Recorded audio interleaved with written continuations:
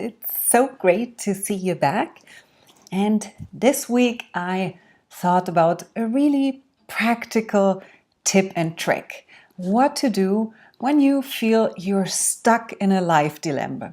So, whatever it is, if it's a question in your personal life, if it's a question related to your relationship, if it's a question related to your family, or related to your business or a possible business. Sometimes we have these situations where there's a question in our mind. It's going off in circles for such a long time that at one point we don't even know how to break out of this circle. So let's take, for instance, the question of, should I become an entrepreneur? Should I start my own business or my own social venture or whatever project you have in mind? And if you have this question in your mind for a very long time, then there are all the other questions related to this topic. Questions like, can I even do this? Am I too old to do this? Am I too young to do this? Do I have enough experience? Will I fail? Who can help me with this? Will anyone even buy what I have to offer? And all these questions, they mix up to a big pile of issue where you don't even know where to start first. So what you do in this moment is you start, and this is the first and most important step in gaining clarity out of a life dilemma. You start to sort out what is a limiting belief in regards to this topic and what is a fact. And to do this best, I encourage you to make a list, to take out a piece of paper and have 2 columns and start sorting all those sentences. If they are a limiting belief, and then put them to one side, or if they're really a fact.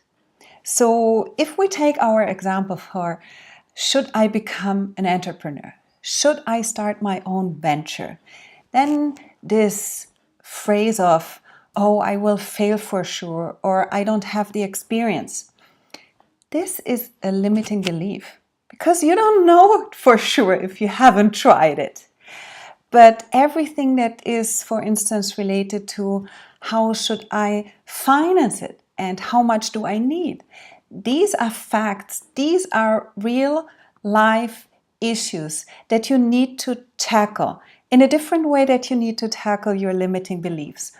And after this step of making this house cleaning of your mind and having those 2 columns, you start with the column of real life facts. And you have a list. You really have an actionable list of things that you have to tackle one by one. So you might have to get some legal advice.